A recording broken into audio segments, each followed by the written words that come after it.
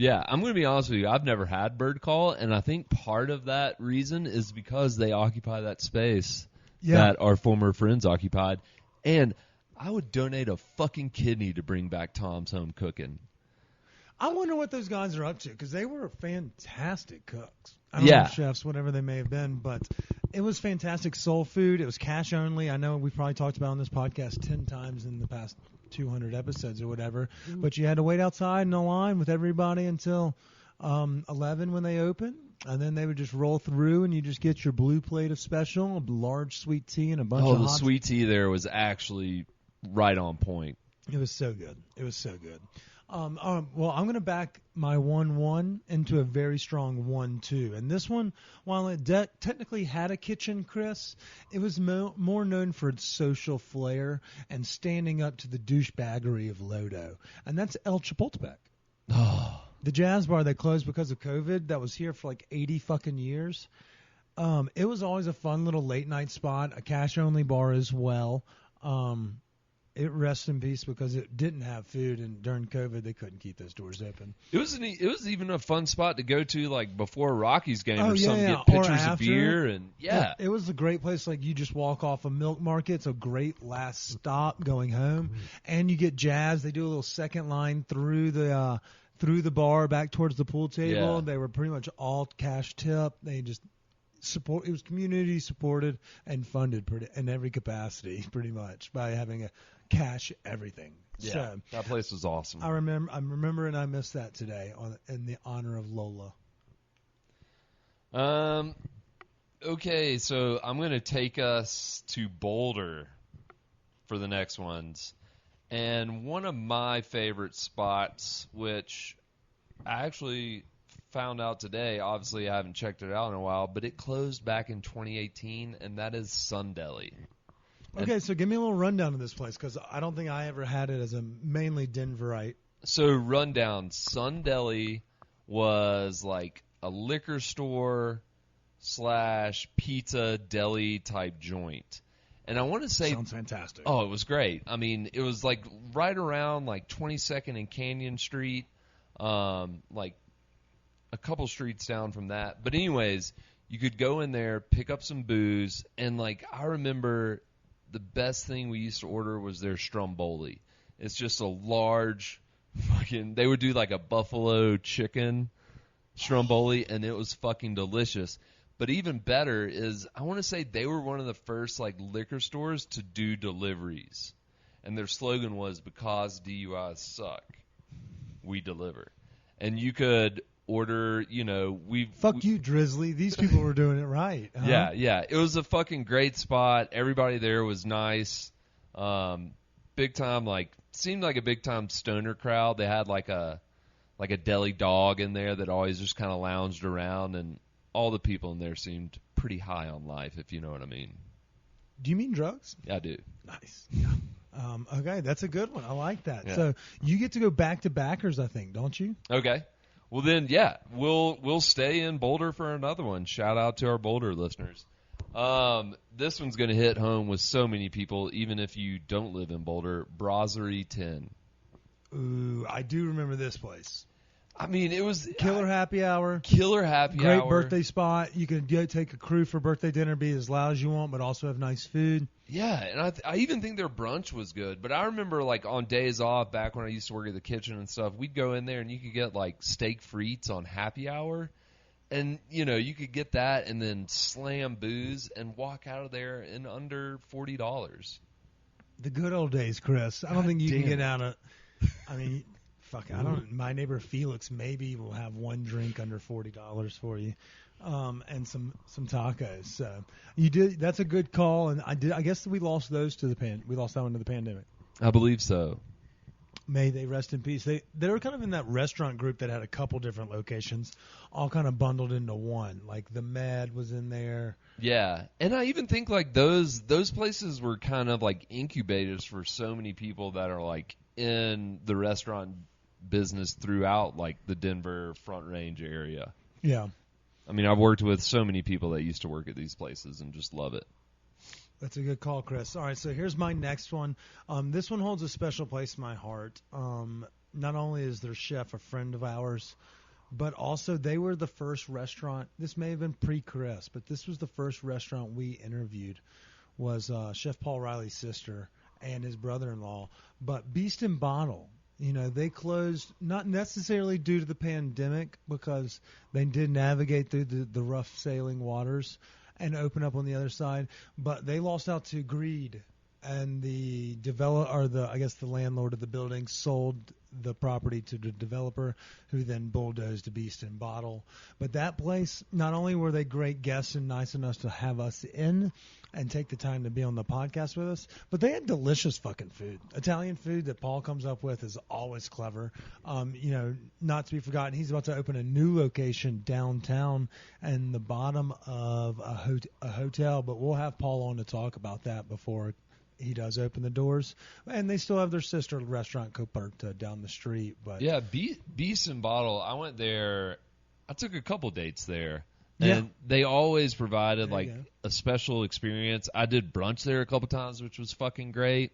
But yeah, I mean, they really provided real hospitality, and their food was really damn good. That whole nose to tail concept, they really knocked it out of the park. Everything he does is fucking fantastic. It just sucks at that one. He was like, okay, we got to the other side of, what we thought was the COVID law. And then the fucking developer or whatever happened, and they just fucking bulldozed the building like last week or something. Yeah. So we're with you in thought, Paul. We love you, and we love Coperta. If y'all are looking for a dank-ass Italian pasta spot, we were talking about focaccia earlier. They got so many fucking breads and nudes over there. It's hard I have to wear the tighter underwear so that nothing else happens. It's awesome. The bulge. Yeah.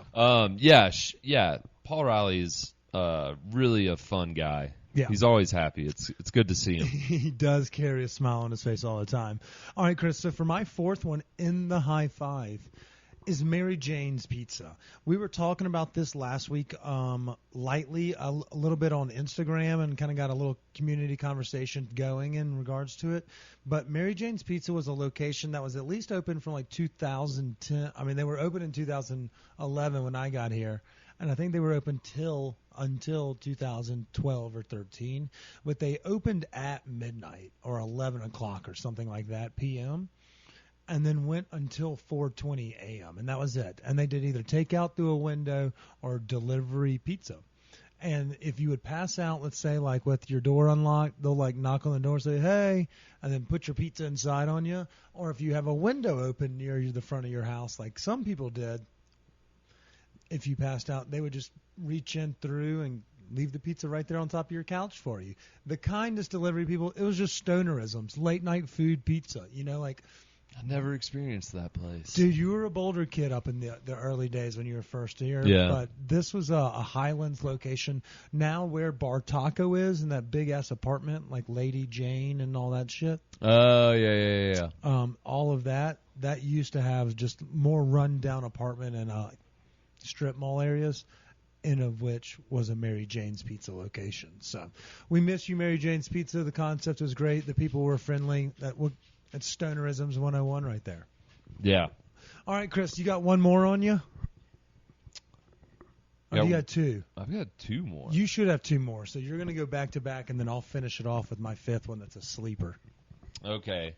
So this one's really a sad loss, I think, to the downtown Denver area, and that's Euclid Hall. Oh, I mean, because it was late night. I mean, they were open late as fuck. They always had a great beer list. They had wonderful dishes. I don't know, man. I used to love going to that spot late at night if you were leaving an event or if you were going to an event downtown, going in there beforehand. But really great all-around spot. And, yeah, it sucks. It sucks it's no longer here. I don't know what replaced it. What was that one? Euclid Hall. Oh, Bow Brew House. So it's like a bow house, like sticky buns, things of that, pot stickers. I will say that they are a little bit pricier. I obviously love our friends over at Yan Wan Tan, who will be on the podcast as well next week. We can't wait to have Penelope and the team. But Oh Golly G as well is another good one. But Bow Brew House is a little bit on the pricier side. But you go in there and there's like a fucking DJ set going on. it's a little more posh of a location. It's Larimer Square's like, I guess, the Asian cuisine of Larimer Square, and it's a little more high end, so it kind of plays to that aspect of it. Food's not bad. I don't know if I'm necessarily trying to be seen. Like, it's a place to be seen. Like, it's a nice place to go hang out and take pictures and stuff. Yeah. And I'm not really necessarily that guy. Just give me a box of, good dumps and a takeout box, Chinese takeout box. I'm good as gold. Yeah, I'm gonna say I'd wish Euclid Hall was still there instead of that place. Oh man, those bone marrow. That's what it was. That and their fries were really fucking good too. But yeah, their beer list was always killer. Yeah, and so you can still go check out Bow Brew House. The boys are definitely talking, so we'll wrap this up. But Chris, I think, is that your last one, or you got one more? Yeah, I got one more. Let's quickly, just because it was a fun spot while it lasted. Marin. Ooh. I mean, that was if we're talking about good French food in Denver. I mean, that was some of the best, and their wine list was killer. And that's where we recorded with our good friend Denise Mickelson. Oh, yes, we did do that. Back in the day. Yeah. So they had an all-star crew from Chef Max in the kitchen. They had McLean and Mary Allison doing front of house and handling the alcohol program, who are all-stars, friends of ours. We need to reach out to them about their new place, Yacht Club, that's opening up in Park Hill, connected to Brasserie Brixton, don't forget. And then they had Ben Woolman, the Oyster Wolf, over there on the shucking bar. So it really was a concept of coming – it was just, maybe it was ahead of the time, or maybe it just got skunked by the COVID scene, but what an all-star place, man. Yeah, and the decor in there was awesome. Like, the setup, it was fucking great. And they're actually opening up a steakhouse in there, Max and the team, and that's going to be called A5. So if you're looking for a place that's competitive with your Garden, your Graces, and your fucking Hillstones and your Cherry Creek whatevers, you've got another one downtown and these folks. So that'll be ready coming at you this fall. So A5. Good call. More in. They've got a couple posts on our page. That's a good one.